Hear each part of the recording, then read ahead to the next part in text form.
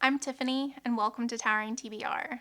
Today, I want to gush about the best book I've read so far this year, my most anticipated book of the year, the essay collection Disability Intimacy, edited by Alice Wong. Intimacy is so much more than just sexual intimacy, and these essays really go into a lot of depth and look at a variety of different relationships that disabled people have. I want to tell you about some of the themes discussed and share some of the quotes so that you get a sense of the writing. I am chronically ill and disabled myself, and this book made me feel incredibly seen, and I learned a ton about other people's experiences. There were poems and photo essays and personal narratives. The topics ranged from eugenics through IVF and MAID, which stands for Medically Assisted in Death, which is a Canadian program, to animal companions reminding us of our own self-worth, to disabled people performing sex work for the flexible hours. There are honest depictions of the erosion of sense of self through chronic pain and illness. Some of these are positive, some of them aren't, but they're all incredibly realistic and interesting and just gives us a peek into other people's lives. I will share some quotes that I found particularly striking, but if you would like to go into the book not knowing anything, I guess I'm gonna spoiler warn because I am gonna do some direct quotes.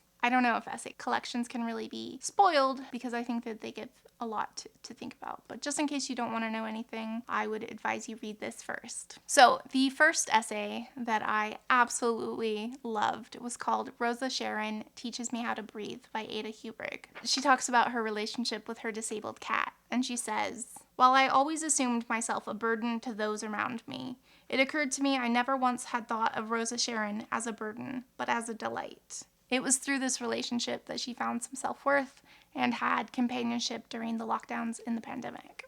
I hardcore related to this because I have two cats, and the orange one, Phineas, is 13. He has had a stroke and he is on daily medication.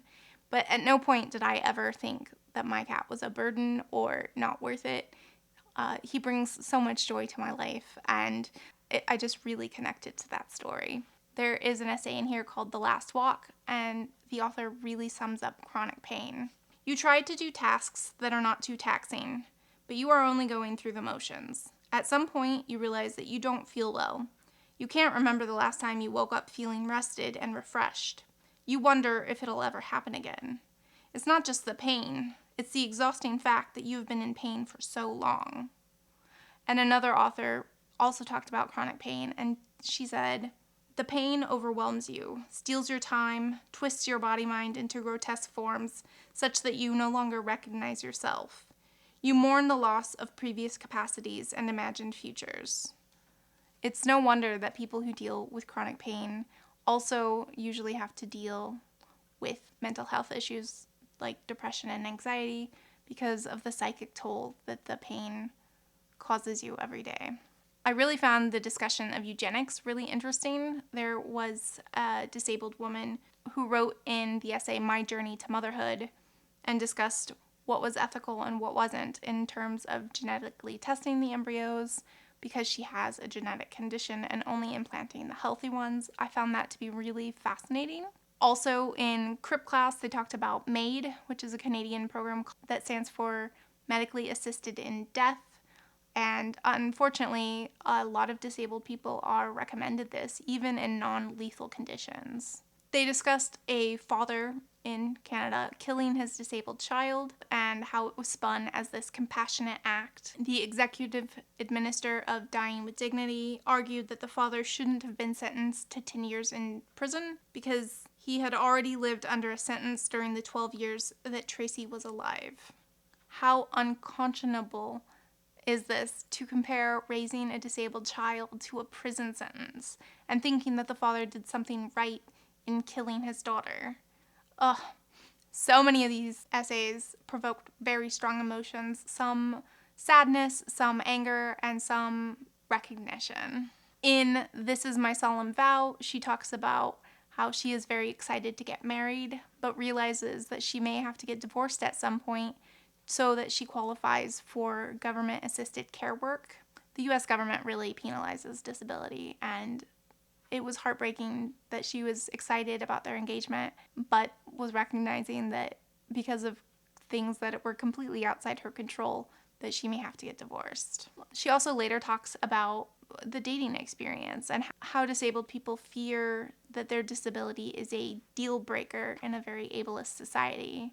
Unfortunately, it's a very realistic fear, because when people get a life-altering diagnosis, a lot of people don't stick around, and that they'll be perceived as this tragic, burdensome character rather than a person with life and zest and agency, wanting love, sex, and companionship. In the essay Skin Hunger, they talk about craving touch. I loved the line in this essay, "No one owes me their touch. I am starving for it just the same." They brought up behavioral scientist study Harry Harlow, who studied isolation and attachment in monkeys and discovered just how important physical touch and connection really are. And during lockdown, so many went through isolation and without physical touch. Skin hunger just is the perfect word to describe it.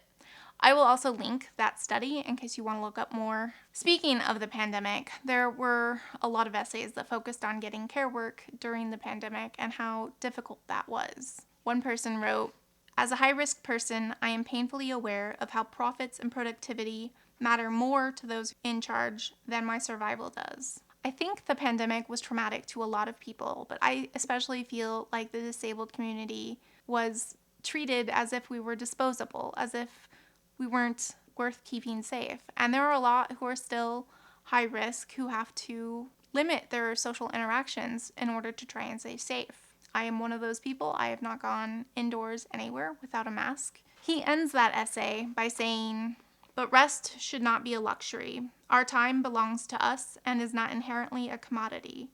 Reclaiming our time is an act of sovereignty over our lives, deserved by everyone." I think we need to challenge the idea that productivity equals worth and value, but that's definitely very difficult to do in capitalistic societies such as the United States. In other essays, they talked about how disabled people find their way to sex work, especially because of the flexible hours. T. Franklin, the creator of Bingo Love, has an essay in here about why they chose to get involved in sex work and how they were drawn to that. There's definitely a stigma with sex workers, but there's an additional stigma of being a disabled sex worker. They said that they faced a lot of ableism, seemed shocked that disabled people could be sex workers. They could be desired or thought of as worthy as a sex partner or life partner. There were so many wonderful themes discussed throughout this book. This gave me so much insight into experiences outside my own. I related to this hardcore, but I feel like anybody can pick up this book and learn a lot. Definitely gives you a sense of what people's day-to-day lives are like. Incredibly valuable in that aspect. Disabled people are worth love and sex and companionship, and we need to challenge these ableist ideas and help create accommodations to help people participate more fully in society. There were so many excellent passages, especially about chronic pain and chronic fatigue. I could talk about this for an hour, but I think I'm going to end it there. I think that this is going to give you a real good taste of what this book is like. If you decide to read this, this is my favorite book of the year. I'm going to be discussing it throughout the year. If you read this and want to discuss, I would definitely love to chat and debate and really get into the nitty-gritty. So, have I inspired you to read this? Is this something you think you're going to pick up? And if yes, pick it up now so we can talk about it. Let's chat in the comments down below. Thanks so much for joining me. Bye.